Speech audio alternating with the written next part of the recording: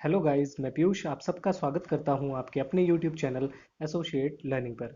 जैसा कि आप सबको पता है, यूजीसी नेट का जो एग्ज़ाम है उसको कंडक्ट कराने वाली एजेंसी नेशनल टेस्टिंग एजेंसी ने हाल ही में 25 जून को एक नोटिस रिलीज़ किया है, जिसके माध्यम से उसने हमें ये बताया है कि जो एग्ज़ाम की डेट्स हैं वो क्या क्या है। अगर हम एग्ज़ाम्स की डेट्स को देखें तो हमें देखने को मिलती है कि 8 जुलाई, 9 जुलाई, 11 जुलाई और 12 जुलाई को डेट्स दी गई हैं एनटीए के द्वारा। इसके अलावा फिर बाकी की जो डेट्स हैं वो हमें मिली हैं अगस्त के महीने में, जो कि है 12, 13 और 14 अगस्त की। ठीक है, तो ये 7 डेट्स में हमारे एग्ज़ाम्स को कंडक्ट कराया जाएगा। तो आप बिल्कुल भी पैनिक ना हो, जो भी है वो बिल्कुल ठीक है। आपकी तैयारी हो चुकी है, जो भी बची हुई तैयारी है उसको आप इन बचे हुए दिनों में आसानी से कर सकते हैं। आज 27 तारीख है और आज से लेकर के 8 तारीख के बीच में 10 दिन बचे हुए हैं, इसलिए आज हम बात करेंगे 10 दिन की स्ट्रेटजी हमारी क्या होनी चाहिए। खास तौर पर उन लोगों के लिए जो हिस्ट्री से नेट या जीआरएफ करना चाहते हैं, उनके लिए इन 10 दिनों में क्या स्ट्रेटजी उन्हें फॉलो करनी चाहिए जिससे वो अच्छे से अच्छा स्कोर कर सकें। How to revise the complete syllabus, हमें इन 10 दिनों में पूरे सिलेबस को कैसे कंप्लीट रिवाइज करना है। व्हाट इज़ मोस्ट इंपॉर्टेंट, क्या क्या चीज़ें हैं जो बहुत इंपॉर्टेंट हैं वो हमें देखने को मिलेगी इसमें।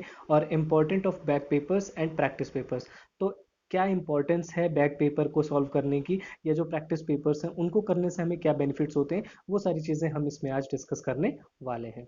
ठीक है, तो 10 दिनों की स्ट्रेटजी हमारी क्या रहने वाली है, तो चलिए स्टार्ट करते हैं। पहला क्वेश्चन पूछा जा रहा है वो ये है कि किस तरीके से पूरे सिलेबस को कंप्लीट किया जाए या पूरे सिलेबस को किस तरीके से रिवाइज किया जाए। तो इन 10 दिनों में आप अपने सिलेबस को दो पार्ट्स में डिवाइड कर लेंगे, पेपर 1 और पेपर 2 को। एक यूनिट पेपर 1 की और एक यूनिट पेपर 2 की आप रिवाइज करते हुए चलेंगे, तो इससे आपका सिलेबस आसानी से रिवाइज हो जाएगा। ठीक है, क्योंकि अब आपको रिवाइज करना है ना कि पूरा पढ़ना है, इसलिए रिवीजन में बहुत ही कम टाइम लगता है।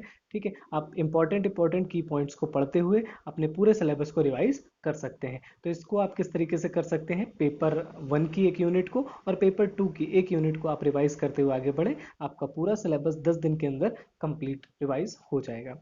ठीक है, व्हाट इज़ मोस्ट इंपॉर्टेंट, तो सबसे ज़्यादा ज़रूरी क्या है इन 10 दिनों में, क्या हमें करना चाहिए। तो सबसे पहले जो मैंने अभी बताया कि रिवीजन बहुत इंपॉर्टेंट है। किसी भी एग्जाम को देने से पहले हमारे लिए रिवीजन बहुत ज़रूरी होता है, इसलिए सबसे ज़्यादा ज़रूरी है कि हम सारी चीज़ों को जो हमने पढ़ रखी है उन सब चीज़ों को रिवाइज कर लें टाइम से। ठीक है, इसके बाद हमें ये भी पता होना चाहिए कि कौन से टॉपिक्स ऐसे हैं जो बहुत इंपॉर्टेंट है। उन सारे टॉपिक्स पर हमें विशेष नज़र रखनी होती है कि ये सारे टॉपिक्स हमें पढ़ने ही पढ़ने हैं, तो वो सारी चीज़ें भी आप पढ़ सकते हैं। ठीक है, तो उन चीज़ों को विशेष तौर पर ध्यान रखें जो चीज़ें पेपर में आनी ही आनी है, तो उनको आप एक बार ज़रूर पढ़ लें। साथ ही साथ जो भी चीज़ें आपने पढ़ रखी हैं पहले से, उस पूरे सिलेबस को रिवाइज करने का भी प्रयास यहाँ पर आप कर लें। अगला क्वेश्चन आता है importance of back paper and practice paper.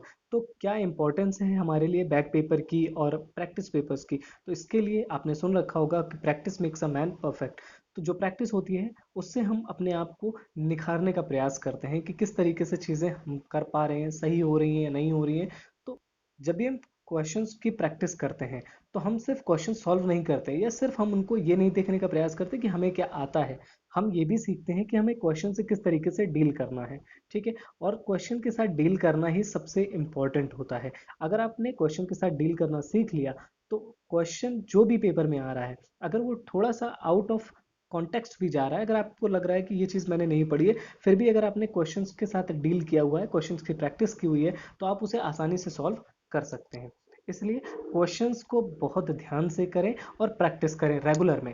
ठीक है, पहला काम आपको करना है कि चीज़ों को रिवाइज करना है। दूसरा काम आपको करना है कि जो बहुत इंपॉर्टेंट टॉपिक्स हैं उनको तो ज़रूर अच्छे से पढ़ना है। और तीसरा काम जो आपको करना है वो ये कि हर एक यूनिट के ठीक ठाक तरीके से क्वेश्चंस की प्रैक्टिस भी करनी है। एक अच्छे अमाउंट में आपको पेपर सॉल्व करने हैं, जिससे कि इन 10 दिनों में आपकी जो प्रैक्टिस है वो काफ़ी अच्छी हो सके।